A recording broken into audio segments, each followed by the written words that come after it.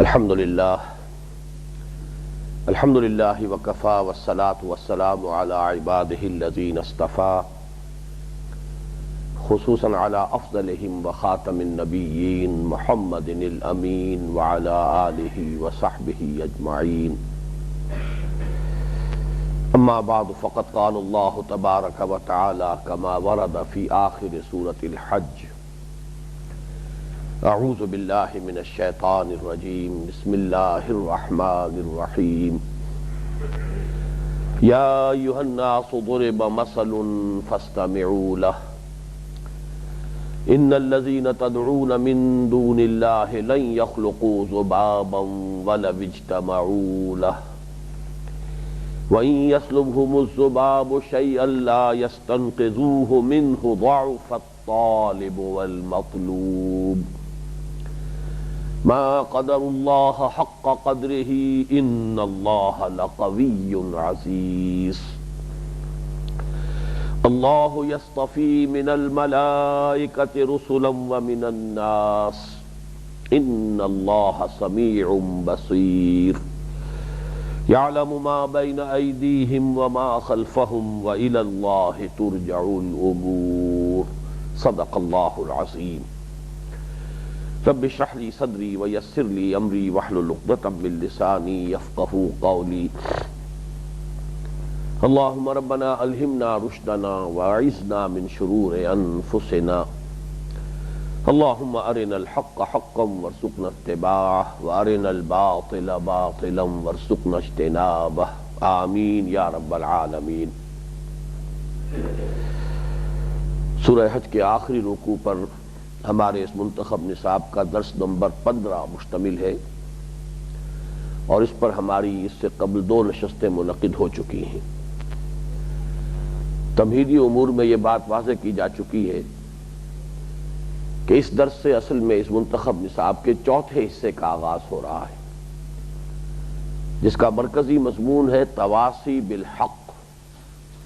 لوازم نجات میں سے جو تیسری لازمی شرط ہے انسان کی کامیابی کی، فوز و فلاح کی، نجات کی، وہ تواصی بالحق ہے، اور اسی سے متعلق مباحث ہیں کہ جو قدر تفصیل کے ساتھ، شرح و بسط کے ساتھ اس حصے میں وارد ہوں گے۔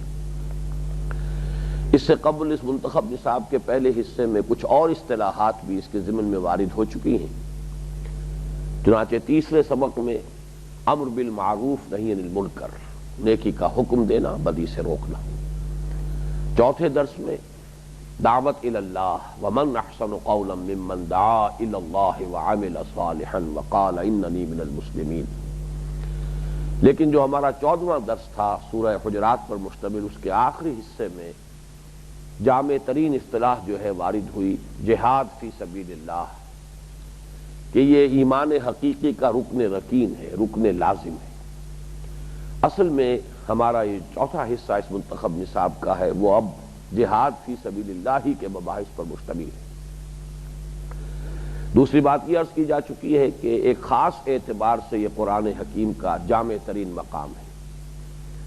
وہ خاص پہلو یہ ہے کہ قرآن کی دعوت کیا ہے، قرآن کا پیغام کیا ہے، اور اس مقام پر 2 حصوں میں اس دعوت کو تقسیم کر کے بڑی جامعیت کے ساتھ اس کا خلاصہ بیان کر دیا گیا۔ ایک قرآن کی دعوت عام ہے جس کے مخاطب ہے تمام انسان، اور وہ دعوت ایمان ہے۔ لوگوں مانو اللہ کو، اس کی توحید کو، اس کی صفات کمال کو، مانو یہ کہ مرنے کے بعد پھر جی اٹھنا ہے، بعث بعد الموت ہے، حساب کتاب ہے، جزا سزا ہے، جنت ہے، دوزخ ہے۔ مانو اس بات کو کہ وحی ہے، نبوت ہے، رسالت ہے، اس کا سلسلہ جاری رہا ہے، اور بالآخر اپنی تکمیل کو پہنچ کر، نقطہ عروج کو پہنچ کر محمد صلی اللہ علیہ وسلم پر وہ اپنے اختتام کو پہنچ چکا ہے۔ مانو اس کو کہ اللہ کی کتابیں نازل ہوتی رہی ہیں ہدایت انسانی کے لیے، اور اس سلسلے کی آخری اور محفوظ کتاب قرآن ہے۔ ان امور کو ماننے کی دعوت یہ دعوت عام ہے، اور اس کے مخاطب جیسا کہ میں نے عرض کیا تمام نوع انسانی۔ تو اس رکوع میں 4 آیات میں جو خطاب ہوا ہے وہ یا ایھا الناس سے، اے لوگوں۔ اس میں گویا کہ خلاصہ آ گیا ہے ان تمام امور کا۔ پھر دوسری دعوت جو ہے قرآن کی، اس کو ہم دعوت خصوصی بھی کہہ سکتے ہیں، دعوت خاص کہہ سکتے ہیں، اور وہ دعوت عمل ہے، اور اس کے مخاطب ہیں صرف وہ لوگ جو ماننے کا اقرار کریں۔ جب اللہ کو مانتے ہو تو اس کے احکام پر عمل کرو، جب قرآن کو مانتے ہو تو اس کے قانون کو نافذ کرو، جب رسول کو مانتے ہو صلی اللہ علیہ وسلم انہیں اپنا امام بناؤ، ان کے نقش قدم کی پیروی کرو، ان کا اتباع کرو۔ قرآن کو تسلیم کرتے ہو، اس کے حلال پر اکتفا کرو، جس شے کو اس نے حلال قرار دیا اور جس کو اس نے حرام قرار دیا اس سے مجتنب رہو۔ ما آمن بالقرآن من استحل محارمہ، جو شخص قرآن کی حرام کردہ کسی شے کو حلال ٹھہرا لے پھر اس کا قرآن پر کوئی ایمان نہیں۔ یہ ہے گویا کہ دعوت عمل اور اس کے مخاطب اہل ایمان۔ چنانچہ دوسری دو آیات جو ہیں آخری، ان میں خطاب جو آج میں نے تلاوت نہیں کی ہے اس لیے کہ آج ہماری گفتگو ابھی ابتدائی پہلے حصے تک ہی محدود رہے گی، تو پہلی 4 آیات ہی میں نے تلاوت کی ہیں، لیکن اگلی 2 آیات میں خطاب ہے یا ایھا الذین آمنوا، اور واقعہ یہ کہ اس اعتبار سے جامع ترین مقام ہے۔ ایک آیت میں 4 فعل امر وارد ہوئے ہیں، یا ایھا الذین آمنوا ارکعوا واسجدوا واعبدوا ربکم وافعلوا الخیر لعلکم تفلحون، جبکہ پہلی 4 آیتوں میں سوائے اس کے کہ فاستمعوا لہ، غور سے سنو، اور کوئی حکم نہیں ہے، انشائیہ کلام نہیں ہے، اس لیے کہ حکم جو ہے وہ تو عمل کے لیے دیا جاتا ہے، اور عمل سے کا معاملہ جو ہے وہ انہی سے ہوگا کہ جو ماننے کا پہلے اقرار کر لیں، ایمان کا اقرار کریں، ان سے کہا جائے گا کہ یہ اس کے عملی تقاضے ان کو پورا کرو۔ بہرحال وہ تو بات کی ہماری بحث ہوگی کہ واقعتاً اس مقام پر 2 آیات میں فرائض دینی کا جامع تصور نہایت اختصار کے ساتھ آیا ہے اور بہت ہی جامعیت کے ساتھ آیا ہے، جیسے ایک سیڑھی پھر دوسری پھر تیسری پھر چوتھی، 4 سیڑھیوں میں جو ایمان کے پھر لوازم ہیں عملی، جو اس کے فرائض ہیں، ان کا ایک نہایت جامع تصور دے دیا گیا ہے۔ اب جو پہلا حصہ ہے جس پر کہ ہماری اس سے پہلے 2 نشستیں منعقد ہو چکی ہیں، ہم ایک آیت کا مطالعہ مکمل کر چکے۔ یا ایھا الناس ضرب مثل فاستمعوا لہ، اے لوگو ایک مثال بیان کی جاتی ہے، توجہ سے سنو۔ ان الذین تدعون من دون اللہ لن یخلقوا ذبابا ولو اجتمعوا لہ، یقیناً یہ ہستیاں جنہیں تم پکار رہے ہو، جن سے دعائیں کر رہے ہو، فریادیں کر رہے ہو، استغاثے کر رہے ہو، وہ تو ایک مکھی تک کی تخلیق پر قادر نہیں ہے، چاہے سب مل جل کر زور لگا لیں۔ اور وہ تخلیق کیا کریں گی؟ وَإِن يَسْلُبْهُمُ الذُّبَابُ شَيْئًا لَا يَسْتَنقِذُوهُ مِنْهُ، مکھی ان سے کوئی شے چھین کر لے جائے تو وہ ان سے واپس لینے پر بھی قادر نہیں۔ ضعف الطالب والمطلوب، کیا ہی کمزور اور ناتواں اور حقیر اور عاجز ہے طالب بھی مطلوب بھی۔ مطلوب یہ معبود ہے تمہارے جنہیں تم پکار رہے ہو، اور تم ان کے طالب ہو۔ جب ان کے لاچارگی کا اور بے بسی کا یہ عالم ہے تو قیاس کنز گلستان بر بہار مرا، تم خود اس کے اوپر اپنے بارے میں قیاس کر لو۔ عرض کر چکا ہوں میں اس پر تفصیل سے کہ اس میں ایک طرف تو وہ شرک سامنے آیا ہے کہ جو مخاطب اول سے قرآن حکیم کے جس شرک کا رواج ان میں تھا، بت پرستی، بتوں کے سامنے حلوے مانڈے چڑھا رہے ہیں، چڑھاوے چڑھا رہے ہیں، سجدے کر رہے ہیں، طواف کر رہے ہیں بتوں کا، دعائیں کر رہے ہیں، استغاثے کر رہے ہیں، دہائیاں دے رہے ہیں۔ تو گویا کہ ان کو چونکانے کے انداز میں متوجہ کیا گیا کہ سوچو تو صحیح، غور تو کرو، کن کو پکار رہے ہو، ان کے اندر تو کوئی قدرت نہیں ہے۔ البتہ یہ کہ پھر ضعف الطالب والمطلوب، اس میں جو شرک کی اصل حقیقت ہے اور توحید کی اصل حقیقت ہے، جو ابدی ہے، جو اس کی روح ہے، جو اس کا اصل جو خلاصہ ہے، وہ بیان کر دیا گیا۔ حقیقی شرک یہ ہے کہ انسان کا مطلوب و مقصود اللہ کے سوا کوئی اور ہو، کوئی شے، کوئی دنیاوی کوئی حقیقت، کوئی نظریہ، کوئی تصور، من گھڑت خیال، کوئی شے اللہ کے سوا جو کچھ ہے، ما سوی اللہ، اس میں سے کوئی شے، کوئی چیز، کوئی ہستی اگر انسان کا مطلوب و مقصود بن جاتا ہے تو بس یہ شرک ہے۔ توحید یہ ہے کہ لا مقصود الا اللہ، لا مطلوب الا اللہ، لا محبوب الا اللہ، لا معبود الا اللہ۔ یہ تو گویا کہ بالکل ابتدائی قدم ہے عوام کی ذہنی سطح کے مطابق، اللہ کے سوا معبود کوئی نہیں، لا الہ الا اللہ، لا معبود الا اللہ۔ لیکن یہ کہ عبادت جو فرمایا گیا وما خلقت الجن والانس الا لیعبدون، تو عبادت تو بہت ایک ہمہ گیر اور بہت جامع اصطلاح ہے۔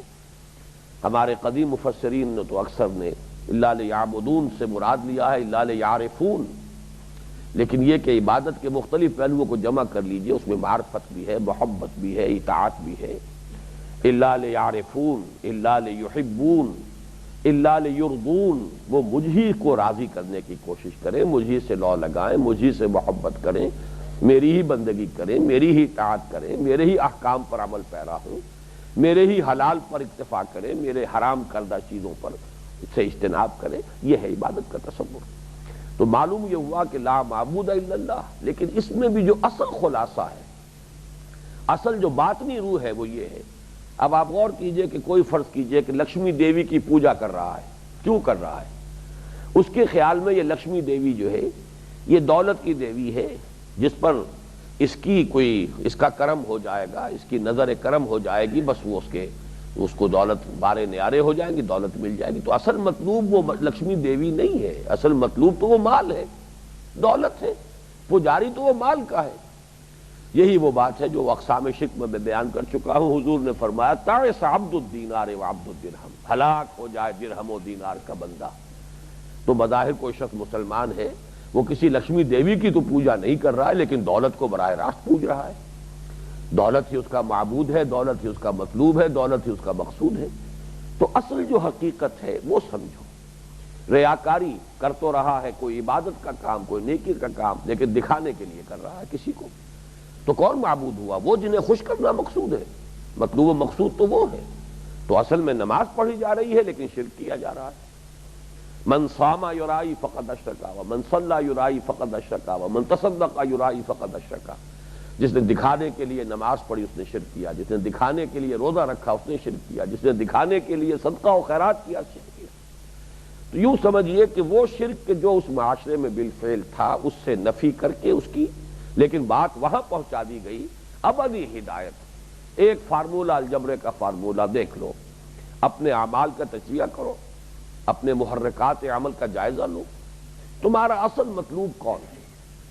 اگر تو حقیقتاً نصب العین ہے صرف اللہ کی رضا، اگر تو مطلوب و مقصود ہے صرف اللہ کی ذات، یریدون وجہہ ولا تعد عیناک عنہم، وہ لوگ کہ جو صرف اللہ کے روح انور کے طالب بن جاتے ہیں، اللہ تعالی ہمیں ان میں شامل کرے۔ اگر تو یہ ہے تو تہنیت ہے، مبارکباد ہے، تم موحد ہو، تم توحید پر قائم ہو۔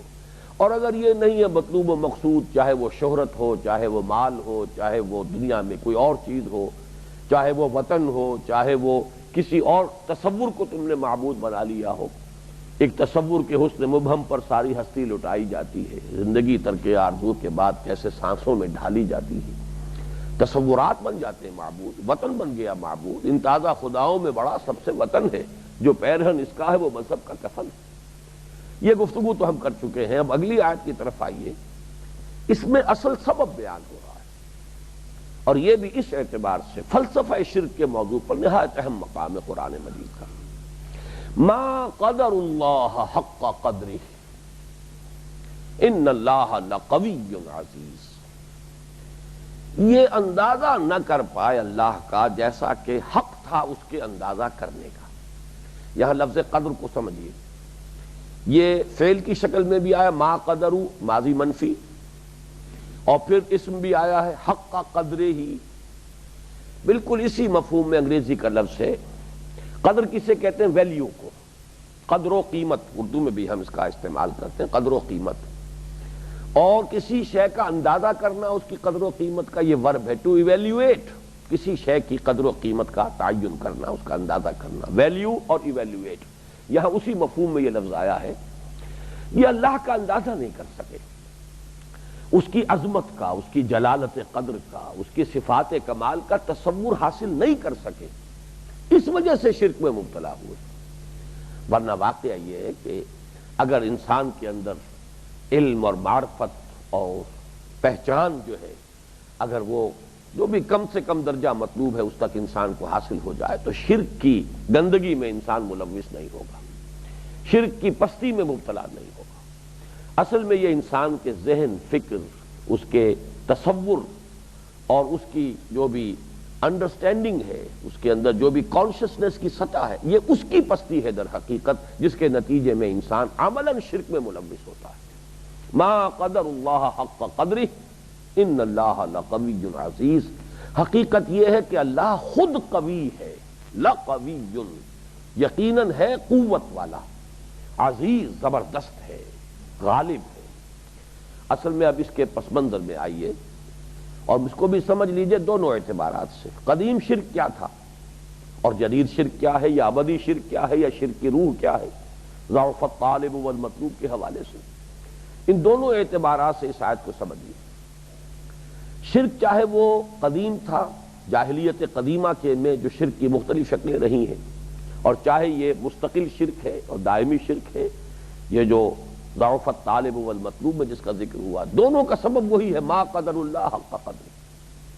اب اس کا جائزہ لیجئے کہ قدیم شرک کی اصل بنیاد کیا تھی۔ انسان نے خدا کو مانا تو ضرور، لیکن اسے اپنے اوپر قیاس کیا۔ انسان نے جب اپنے بارے میں سوچا، میں کسی کی اولاد ہوں، کوئی میری اولاد ہے، کوئی جورو ہے، کوئی بیوی ہے، رشتے ہیں، ناطے ہیں، آخر اللہ خدا اس کا بھی نہ کوئی رشتہ دار، کوئی تو اس کی اولاد، کوئی اس کی بیوی، کوئی تو اس کے ہونے چاہیے۔ یہ جس کی نفی قرآن کرتا ہے، لم یلد ولم یولد، یہ سارے تصورات تمہارے جو ہیں در حقیقت یہ تم اپنے اوپر قیاس کر رہے ہو۔ مرا بر صورت خویش آفریدی، برون خویشتن آخر چے دیدی، تم تصور کر رہے ہو خدا کا لیکن اپنے اوپر قیاس کر رہے ہو۔ یہ ہے وہ شرک کی بنیاد، جس کی وجہ سے کہیں بیٹے تجویز کر دیے گئے، کہیں بیٹیاں تجویز کر دی گئیں، کہیں خدا کے لیے بیوی بھی قرار دے دی گئی۔ چنانچہ ہندو مائتھولوجی میں تو آپ کو معلوم ہے کہ خدا کی بیوی بھی ہے، اس کے لیے بھی ظاہر بات ہے جب انسان کے بیوی ہے تو خدا کے کیسے نہ ہو، انسان کو اولاد کی ضرورت ہے تو خدا کے کیسے اولاد نہیں ہوگی۔ خدا کی بیٹیاں بنا دیا، جو مشرکین عرب تھے انہوں نے فرشتوں کو خدا کی بیٹیاں بنا دیا، عیسائیوں نے حضرت مسیح کو خدا کا بیٹا بنا دیا۔ یہ غنیمت ہے کہ حضرت مریم کو خدا کی بیوی نہیں کہا، لیکن یہ کہ خدا کی ماں تو بنا دیا۔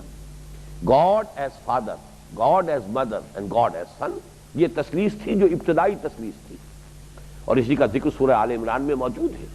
وہ تو بعد میں یہ تثلیث کی جو حیت ہے وہ بدلی ہے، اور پھر انہوں نے حضرت مریم کو اس میں سے نکال کر اور دی ہولی گھوسٹ جو ہے، روح القدس، خدا باپ بیٹا اور روح القدس، وہ جو بیچ میں حضرت مریم کا معاملہ تھا اسے اب نکال دیا گیا۔ آج کوئی بھی حضرت مریم کو شریک نہیں کرتا اس تثلیث کے قنون کی حیثیت سے، لیکن ابتدائی تثلیث تو یہی تھی۔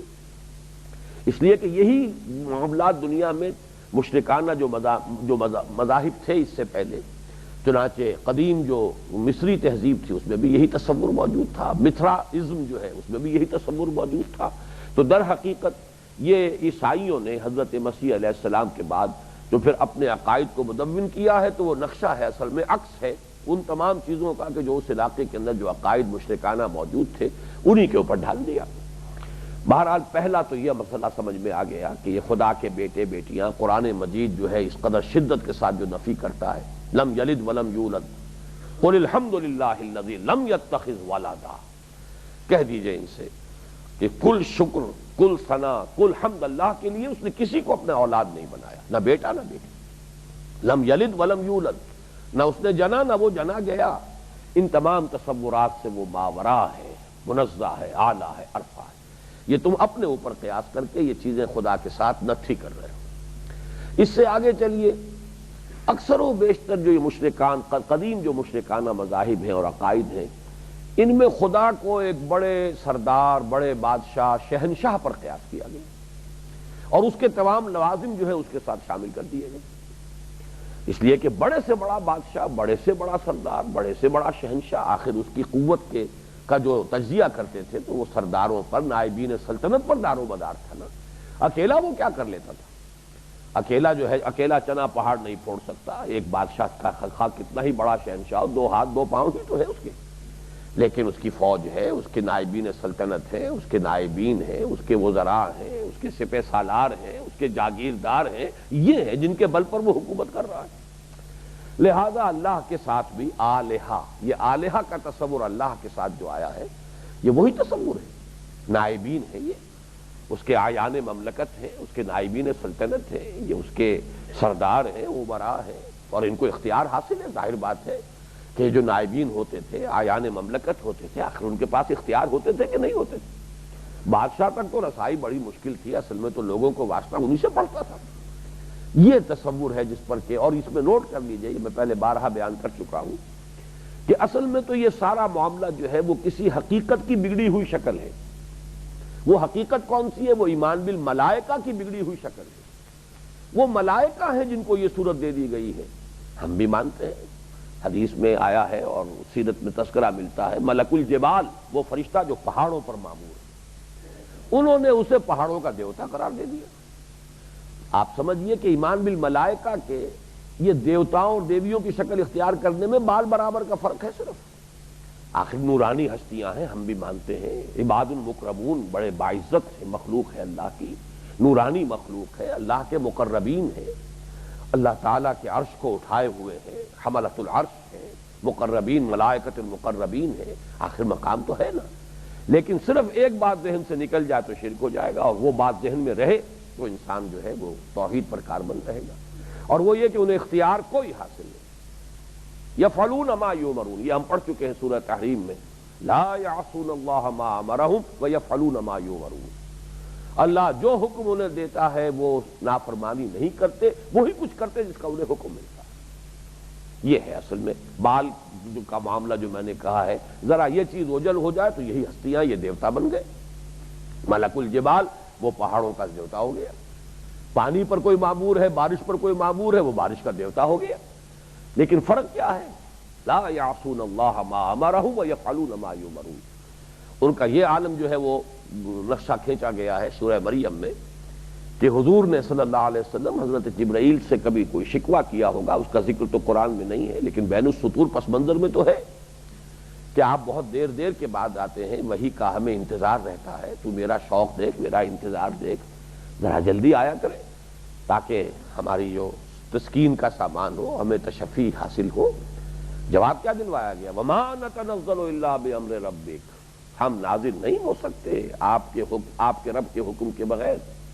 لہو ما بین ایدینا وما خلفنا وما بین ذالک، اسی کے اختیار میں ہے جو کچھ ہمارے سامنے ہے اور جو کچھ ہمارے پیچھے ہے اور جو اس کے مابین ہے۔ ذرا غور کیجئے الفاظ، یا فلسفیانہ اصطلاح نہیں آئی، کل اور کل، کون، کون و مکان، یہ اصطلاحات فلسفے کی ہیں، قرآن نے اس طرح کی اصطلاحات کو استعمال نہیں کیا، لیکن بات وہیں تک پہنچا دی۔ ہمارے سامنے جو کچھ ہے اس کا اختیار بھی اسی کے ہاتھ میں ہے، ہمارے پیچھے جو کچھ ہے اس کا اختیار بھی اسی کے ہاتھ میں، اور جو دونوں کے مابین ہے یعنی ہم، ہمارے سامنے ہمارے پیچھے کے مابین کون ہے؟ ہم، اس کا اختیار بھی اسی کے ہاتھ میں۔ اختیار مطلقاً صرف اللہ کا ہے۔ لہو ما بین ایدینا وما خلفنا وما بین ذالک وما کان ربک نسیا، اور اے محمد آپ کا رب بھولنے والا نہیں ہے۔ یہ تاخیر جو ہے یہ کسی نسیان کی وجہ سے نہیں ہوتی، یہ بھی حکمت پر مبنی ہے، وقفے وقفے سے آنے ہی میں حکمت ہے۔ ورتلناہ ترتیلا ونزلناہ تنزیلا، یہ تو حکمت ہے کہ قرآن تھوڑا تھوڑا کر کے اتارا جا رہا ہے۔ تو میں نے عرض کیا کہ یہ وہ تصور تھا نائبین سلطنت کا کہ جس پر یہ شرک کا پورا نظام، یہ گاڈز اینڈ گاڈیسز اور یہ آلہہ، یہ تمام کے تمام جو ہیں در حقیقت دیویاں اور دیوتا، یہ وہی ملائکہ، ایمان بالملائکہ کی بگڑی ہوئی شکل۔ تیسرا شرک کیا تھا؟ یہی جو بڑے بادشاہ اور بڑے شہنشاہ یا بڑے چودھری، بڑے سردار، کچھ ان کے مصاحبین، منہ چڑھے مصاحبین ہوتے ہیں کہ جن کی بات وہ ٹالتا نہیں ہے، جن کی سفارش سے بس بیڑا پار ہو جاتا ہے۔ اب آپ سوچئے مغل اعظم اکبر شہنشاہ، ہندوستان کا اتنا عظیم شہنشاہ، لیکن آپ نے پڑھا ہوگا ملا دو پیادہ جو ہے اس کے ساتھ کچھ لطیفے بھی کر جاتا تھا، توہین بھی کر جاتا تھا، بہت ہی اس کے ساتھ آزادی برت لیتا تھا، نورتنوں میں سے تھا، مصاحبین میں سے تھا۔ تو یہ شہنشاہوں کا کچھ انداز ہوتا ہے۔ لہذا کچھ ہیں ہستیاں ایسی کہ جو بہت پیاری ہیں اللہ کو، اور ان کی بات وہ نہیں ٹالتا، لہذا ان کی سفارش سے بیڑا پار ہو جائے گا، ان کو خوش کرو۔ اب ان میں ایک تصور تو وہی تھا کہ فرشتوں کو خدا کی بیٹیاں قرار دے کر، لاڈلی اور چہیتی اور پیاری قرار دے کر، اور ان کے ناموں پر بت تراش لیے تھے یہ مشرکین عرب نے۔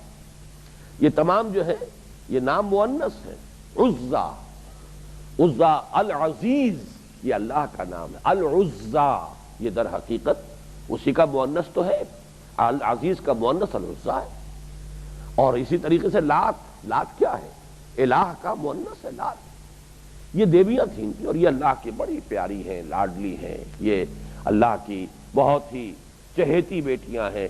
بس یہ اگر راضی ہو جائے تو بیڑا پار ہو جائے گا، لہذا ڈٹ کرو۔ یہی تصور ہے جو ہمارے ہاں اولیاء اللہ کا ہے۔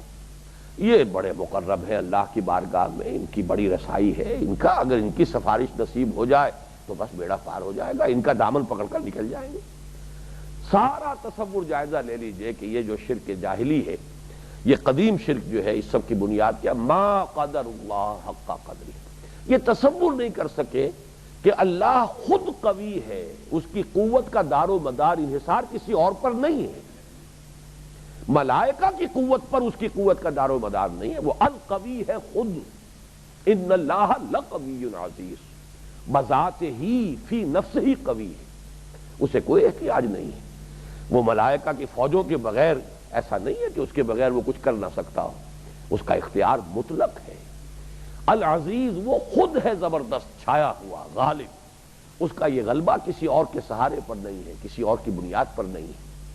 اس طرح اس کے دوست ہیں، اولیاء اللہ ہیں، لیکن کسی ذوف اور کسی عجز کی وجہ سے اس نے دوستیاں نہیں پالی ہوئی ہیں۔ اور یہ وہ بات ہے جو سورہ بنی اسرائیل کے جو آخری آیت ہے اس میں ان تمام تینوں تصورات کی نفی کر دی گئی ہے، جمع کر کے ان کو۔ وَقُلِ الْحَمْدُ لِلَّهِ الَّذِي لَمْ يَتَّخِذْ وَلَدًا وَلَمْ يَكُنْ لَهُ شَرِيكٌ فِي الْمُلْكِ وَلَمْ يَكُنْ لَهُ وَلِيٌّ مِّنَ الذُّلِّ وَكَبِّرْهُ تَكْبِيرًا۔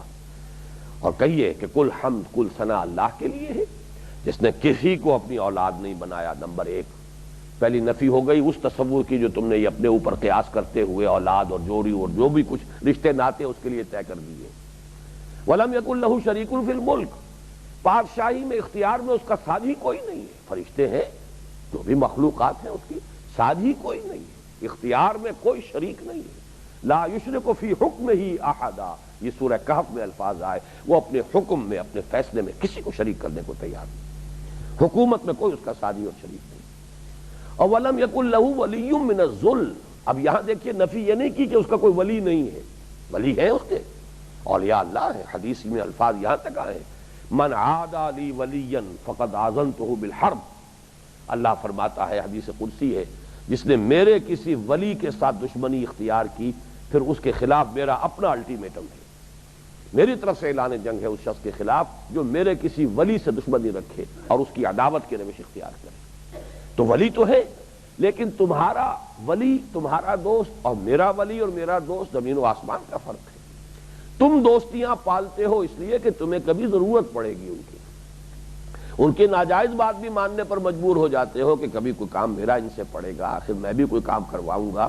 آج بات جو یہ کہہ رہا ہے تو اچھی نہیں ہے، لیکن بہرحال دوست ہے، دوستی نبھانی ہے، اس کا ساتھ دینا ہے، کیونکہ تمہارے اندر عجز ہے، تمہارے اندر کمزوری ہے، تمہارے اندر ضعف ہے، تمہیں اپنی دوستیوں کے ساتھ یہ روش اختیار کرنی پڑتی ہے۔ میرے دوست ہیں لیکن کسی میرے ضعف یا عجز یا کسی اور میرے احتیاج کی بنیاد پہ نہیں ہے۔ وَقُلِ الْحَمْدُ لِلَّهِ الَّذِي لَمْ يَتَّخِذْ وَلَدًا وَلَمْ يَكُنْ لَهُ شَرِيكٌ فِي الْمُلْكِ وَلَمْ يَكُنْ لَهُ وَلِيٌّ مِّنَ الذُّلِّ وَكَبِّرْهُ تَكْبِيرًا، اس کی تو تکبیر کرو جیسے کہ اس کی تکبیر کا حق ہے، اس کی بڑائی کا حق ادا کرو، اس کی عظمت، اس کی قدرت، اس کا غلبہ۔ ان اللہ لقوی عزیز، وہ از خود قوی ہے، از خود عزیز ہے، زبردست۔ نہ ملائکہ کی بنیاد پر اس کی حکومت ہے، نہ کسی اور مخلوقات میں سے کسی کا کے ساتھ اس کی کوئی احتیاج وابستہ ہے، نہ کسی اپنے ولی کے ساتھ اس کا معاملہ کوئی اس وجہ سے ہے کہ اس کی کنی دبتی ہو، معاذ اللہ معاذ اللہ، کسی وجہ سے اسے اس کی بات مجبوراً ماننی پڑے۔ یہ تمام تصورات تمہارے ہیں اس لیے کہ تم انہی چیزوں، اس سے اوپر سوچ نہیں سکتے۔ یہ ہے سبب اس جاہلیت قدیمہ کے شرک کا۔ اب اسی کو آپ آگے لے آئیے، سیدھی سی بات یہ ہے، جس سے کوئی اعلیٰ مقام نظر آتا ہو اور وہ اس کی رسائی میں ہو، وہ ادنا پر کیوں اکتفا کرے گا؟ میں بہت ہی سادہ مثال، بہت عملی دے رہا ہوں، جسے کوئی بہت اونچا اعلیٰ رشتہ ملتا ہو۔ اب رشتے کے کسی اعلیٰ اور اونچے ہونے کے بہت سے معیارات ہو سکتے ہیں۔ فرض کیجئے کسی کے نزدیک خاندان اور حسب نسب سب سے بڑی شے ہے، تو جس سے بہت اعلیٰ حسب نسب اور اونچے خاندان کا رشتہ ملتا ہو وہ اس سے کمتر میں کیوں رشتہ کرے گا؟ یا کہیں اگر کسی دولت مند خاندان میں رشتہ ہو سکتا ہو تو وہ کسی غریب کے ہاں کیوں جائے گا؟ یا فرض کیجئے کسی کے ہاں معیار نیکی ہے، جیسے کہ حضور نے فرمایا کہ لوگ شادیاں کرتے ہیں کوئی حسب نسب کی بنیاد پر، کوئی خوبصورتی اور حسن و جمال کی بنیاد پر، کوئی دولت کی بنیاد پر، تو دیکھو تم نیکی کی بنیاد پر رشتہ کیا کرو، تقوی اور دین یہ دیکھا کرو رشتہ کرتے ہوئے۔ اب ظاہر بات ہے کہ اگر کسی شخص کو دینی اعتبار سے اونچا رشتہ ملتا ہو تو اس اعتبار سے پستر پر کیوں آئے گا؟ اس کا معیار اگر یہی ہے، یہ تو کمتر پر تو آدمی اسی وقت آتا ہے جبکہ برتر دستیاب نہ ہو یا اس تک اس کی رسائی نہ ہو۔ یہ ہے اصل وہ بات، ما قدر اللہ حق قدرہ، اپنے ذہن کی تنگی کے باعث، اپنے تصورات کی محدودیت کے باعث، اپنے ذہن کی سطح کی پستی کے باعث اللہ کے جلال اور جمال اور کمال کا کوئی تصور انہیں حاصل نہیں ہو پایا، اس لیے یہ پستی کے اندر منہ مار رہے ہیں۔ اس لیے کہ اعلیٰ غذا کسی کو ملے تو وہ ظاہر بات ہے کہ وہ پستی میں منہ نہیں مارے گا، جو میں پچھلی نشست میں عرض کر چکا ہوں ڈاکٹر رفیع الدین کے حوالے سے کہ یہ کسی سے محبت کرنا یہ فطرت کا تقاضا ہے، اور فطرت میں یہ تقاضا رکھا گیا، روح کے اندر ہے یہ تقاضا کہ اللہ سے محبت کی جائے، لیکن جب اللہ تک رسائی نہیں ہو پائی ذہنی اعتبار سے، جیسے کہ قرآن مجید میں بعض مقامات پر آتا ہے ذالک مبلغہم من العلم، ان کی علم میں رسائی یہیں تک ہو پائی ہے، یہ گویا کہ انسان کے تصورات کی پستی ہے، علم کی محدودیت ہے، یہ اس کی ذہنی سطح جو ہے اس کی پستی ہے کہ وہ اللہ کے سوا، جو میں پچھلی نشست میں بار بار الفاظ میں نے استعمال کیے، ڈونٹ سیٹل فار لیس، تم کمتر پر کیوں معاملہ کر رہے ہو؟ برتر سے برتر، اعلیٰ سے اعلیٰ، اور برترین اور اعلیٰ ترین نسب العین منزل ما کبریاء۔ اور میں نے جو مثال دی تھی کمند کی، گویا کہ یہ کمند کیا ہے؟ یہ تصور کی کمند ہے، یہ علم اور فہم اور معرفت کی کمند ہے، جتنی اونچی اسے پھینکو گے وہیں جا کر یہ چکے گی اتنی بلندی پر، اور پھر تم اتنا اونچا اٹھ سکو گے۔ ضعف الطالب والمطلوب، اگر اونچی کمند ہوگی اونچے چڑھ جاؤ گے، نیچے ہی کہیں اٹک گئی ہے تو وہیں تک پہنچ سکو گے، اس سے آگے تو نہیں جا سکتے۔ تو یزداں بکمند آور ہمت مردانہ، تمہاری ہمت ہونی چاہیے کہ اپنی اس کمند علمی کو، اپنی اس کمند معرفت کو اللہ تعالیٰ کی ذات سے ورے کہیں نہ اٹکنے دینا۔ گاہ میری نگاہ تیز چیر گئی دل وجود، گاہ الجھ کے رہ گئی میرے توہمات میں، کہیں تمہارے توہمات میں الجھ کر نہ رہ جائے یہ کمند علمی، یہ انسان کی جو بھی معرفت کی کمند ہے اس کو پہنچاؤ، نگاہ جو دل وجود کو چیر کر یہ ذات باری تعالیٰ پر جا کر وہاں تمہارا مقصود معین ہو جائے۔ لا مقصود الا اللہ، لا مطلوب الا اللہ، لا محبوب الا اللہ۔ تو اس چند الفاظ پر مشتمل ایک مختصر آیت میں جو اصل سبب ہے شرک کا وہ بیان کیا، اور یہ نوٹ کر لیجئے یہ الفاظ قرآن مجید میں 3 مرتبہ آئے، ما قدر اللہ حق قدرہ۔ یہ میں نے عرض کیا ہے بارہا کہ اصل میں کسی بھی الفاظ کی اہمیت کا ایک پیمانہ یہ بھی ہے، اس لیے کہ ظاہر بات ہے کہ نہ عربی زبان کا دامن تنگ ہے، نہ اللہ کی ووکیبلری محدود تھی، معاذ اللہ ثم معاذ اللہ۔ الفاظ وہی اگر آتے ہیں بار بار دہرا کر تو اس کے معنی یہ ہوتے ہیں کہ کوئی خاص ہے بات، کوئی خاص حکمت ہے ان الفاظ میں، کچھ ہے، جا غور کرو ان پر، تدبر کرو، اپنا لینس جو ہے مائکروسکوپ کا فوکس کر دو یہاں پر۔ لیکن جب بار بار یہ الفاظ آ رہے ہیں، کیوں 3 مرتبہ آئے؟ هو الذی ارسل رسولہ بالہدی ودین الحق لیظہرہ علی الدین کلہ۔ شاہ ولی اللہ نے کہا اور صحیح کہا، یہ پورے قرآن کے لیے بمنزلہ عمود ہے، یہ تو محور ہے، مرکز ہے قرآن کا، ان کو سمجھو گے تو قرآن سمجھ میں آئے گا۔ اور میں یہ کہا کرتا ہوں کہ ان الفاظ کو سمجھو گے تو سیرت سمجھ میں آئے گی، ورنہ سیرت سمجھ میں نہیں آئے گی۔ کم سے کم سیرت کے لیے تو مرکز و محور جو ہے وہ یہی الفاظ ہیں، هو الذی ارسل رسولہ بالہدی ودین الحق لیظہرہ علی الدین کلہ۔ اسی طرح کل شرک کی جڑ اور بنیاد وما قدر اللہ حق قدرہ، اصل سبب یہی ہے، انسان کی کمند ذہنی جب نیچے ہی کہیں الجھ جاتی ہے، توہمات میں ہی کہیں پھنس کر رہ جاتی ہے، تو پھر انسان کبھی کسی شے کو، کبھی کسی چیز کو، کبھی کسی تصور کو، کبھی کسی نظریے کو، کبھی زمین کو، کبھی وطن کو، کبھی گھر کو، کبھی قوم کو، اور کبھی اپنی ہی ذات کو، اپنی ہی خواہشات کو۔ افرأیت من اتخذ الہہ ہواہ، کیا تم نے دیکھا اس شخص کو کہ جس نے اپنی خواہش نفس کو ہی اپنا معبود بنا رکھا ہے؟ یہ پست ترین سطح جو میں بیان کر چکا ہوں پچھلی نشست میں وہ تو یہی ہے کہ انسان کا اپنا معبود اس کا مطلوب و مقصود اپنا ہی نفس ہے، اس نفسی کے تقاضے، چاہے وہ حب جاہ ہے یا حب مال ہے یا حب شہرت ہے، جو بھی ہے، اقتدار کی ہوس ہے، جو بھی ہے، وہ اپنی ذات کے گرد گھوم رہا ہے اور اسی کے لیے دن رات بھاگ دوڑ کر رہا ہے، گویا کہ اس کا مقصود و مطلوب اور اس کا معبود الہ اس کا اپنا نفس ہے۔ افرأیت من اتخذ الہہ ہواہ، کیا دیکھا آپ نے اس شخص کو جس نے اپنی خواہش نفس کو اپنا معبود بنا لیا؟ اب یہ تمام چیزیں جو اقسام شرک میں بیان ہوئی ہیں مختلف عنوانات سے، اب آپ دیکھیے یہاں پر ضعف الطالب والمطلوب اور وما قدر اللہ حق قدرہ۔ شرک کی حقیقت کیا ہے؟ اللہ کے سوا کوئی شے یا کوئی ہستی یا کوئی انسٹیٹیوشن یا کوئی تصور یا کوئی نظریہ تمہارا مطلوب و مقصود بن جائے، یہ شرک ہے۔ اور اس کا سبب کیا ہے؟ ما قدر اللہ حق قدرہ، یہ اللہ کو نہ پہچان پائے جیسے کہ اس کو پہچاننے کا حق تھا۔ یہ رکوع اس اعتبار سے جو اس کی جامعیت تو اصل میں یہ سارا جب ہم پڑھ لیں گے سامنے آئے گا، یہ جو اسلوب ہے یہ اس رکوع میں 2 دفعہ آیا ہے، ما قدر اللہ حق قدرہ، اگلے حصے میں آئے گا جاہدوا فی اللہ حق جہاد، 2 ہی چیزیں، اللہ کی معرفت جیسا کہ اس کا حق ہے اور اللہ کے لیے جہاد جیسے کہ اس کا حق ہے۔ گویا کہ ایک ہے انسان کے علم، اس کے فہم، اس کی انڈرسٹینڈنگ، اس کی معرفت کا اس کی انتہا، اور ایک ہے انسان کے عمل، اس کی بھاگ دوڑ، اس کی سعی و جہد، اس کے لیے منتہا مقصود۔ ما قدر اللہ حق قدرہ وجاہدوا فی اللہ حق جہاد، جہاد کرو اللہ کی راہ میں جیسے کہ اس کے لیے جہاد کا حق ہے۔ اور یہ سورہ آل عمران کی وہ مشہور آیت بھی ہے جس میں یہی اسلوب آیا ہے، یہی انداز ہے، یا ایھا الذین آمنوا اتقوا اللہ حق تقاتہ، اہل ایمان اللہ کا تقوی اختیار کرو جیسا کہ اس کے تقوی کا حق ہے۔ تو تقوی اختیار کرنا عملی اعتبار سے اور جہاد کرنا اللہ کے لیے اس کا حق ادا کرنا، یہ ہو گیا عملی پہلو، اور اللہ کی معرفت حاصل کرنا۔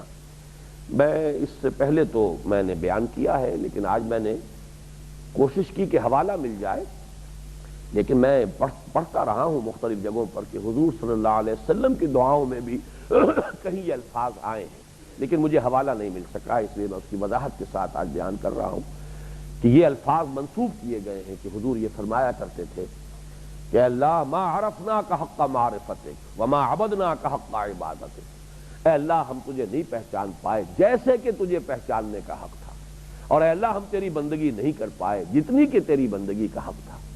تو واقعہ یہ ہے کہ ایک درجہ جو ہے معرفت کا اور ایک درجہ بندگی اور جہاد کا، وہ تو وہ ہے کہ جو ایک آئیڈیل کی حیثیت سے تو سامنے رہ سکتا ہے، وہاں تک رسائی آسان نہیں۔ خود حضور فرماتے ہیں کہ لواء الحمد جو ہے قیامت کے میدان میں، میدان حشر میں، لواء الحمد بیدی، میرے ہاتھ میں حمد کا جھنڈا ہوگا اور میں اللہ کی حمد بیان کروں گا، اور جو حمد میں اس روز بیان کروں گا میدان حشر میں، وہ آج بیان نہیں کر سکتا، اس لیے کہ ظاہر بات ہے کہ حضور صلی اللہ علیہ وسلم کے اپنی معرفت کے اندر بھی درجہ بدرجہ ترقی ہوتی رہی ہے آخری وقت تک۔ وَلَلْآخِرَةُ خَيْرٌ لَكَ مِنَ الْأُولَىٰ، اس کی یہ شرح کی گئی ہے اور صحیح ہے، ہر آنے والا لمحہ آپ کے لیے پہلے لمحے سے بہتر ہے، آپ کے درجات ہر لمحہ بلند سے بلندتر ہو رہے ہیں۔ تو ظاہر بات ہے کہ وہ معرفت جو اس انتہا کو پہنچی ہوئی ہوگی کہ جبکہ میدان حشر میں حضور کھڑے ہو کر حمد بیان کریں گے، لواء الحمد بیدی، حمد کا جھنڈا میرے ہاتھ میں ہوگا اور میں اللہ کی حمد بیان کروں گا، اور جو حمد میں اس روز بیان کروں گا وہ آج بیان نہیں کر سکتا۔ تو یہ ہے اللہ تعالیٰ کی معرفت کی کوئی انتہا نہیں ہے۔ اسی طریقے سے اللہ تعالیٰ کے لیے جہاد کرنے کی کوئی انتہا نہیں ہے، اسی طرح سے اللہ کا تقوی، اس کی بھی کوئی انتہا نہیں ہے۔ آدمی امکانی حد تک بڑھتا رہے، امکانی حد تک کوشش کرے، معرفت میں ترقی کرنے کی کوشش کرے، جہاد میں آگے سے آگے بڑھنے کی کوشش کرے، تقوی میں آگے سے آگے بڑھنے کی کوشش کرے، اور اس میں عملی اعتبار سے جب صحابہ کرام پریشان ہو گئے تھے، یا ایھا الذین آمنوا اتقوا اللہ حق تقاتہ، حضور کون ہوگا جو اللہ کے تقوی کا حق ادا کر سکے؟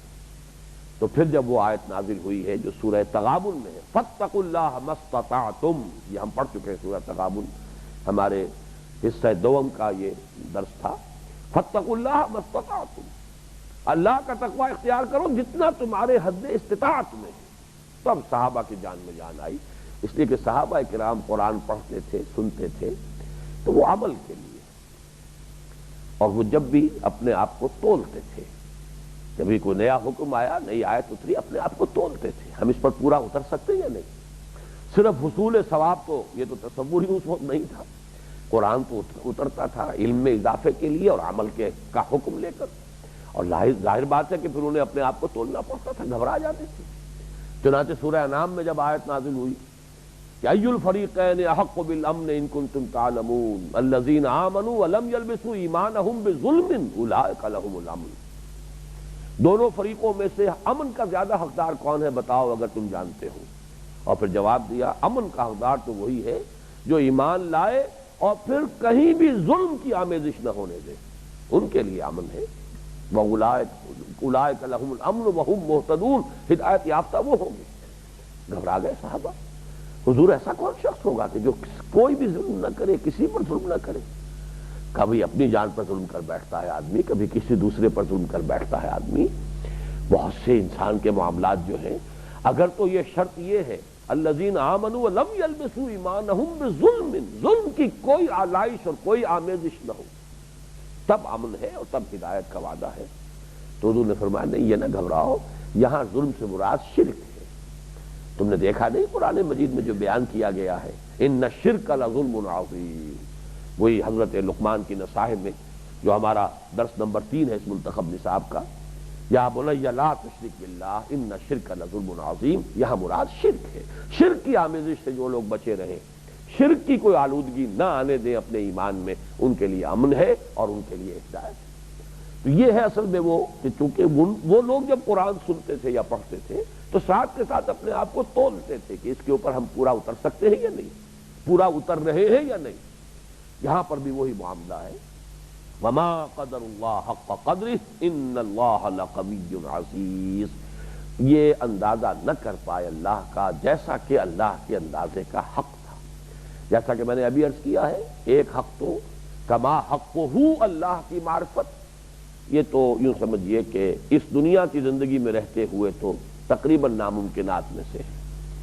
یہاں تو یہی ہے کہ اللہ تعالیٰ کی وہ معرفت حاصل ہو جائے، اس کی صفات کمال، اس کا ایک ایسا اجمالی تصور قائم ہو جائے کہ جو شرک کی آلودگی سے انسان کو بچا لے، اور اسی کا انسان اسی کا محب بن جائے، اسی کا عاشق بن جائے۔ والذین آمنوا اشد حبا للہ، تمام محبتوں پر غالب آ جائے محبت اللہ کی۔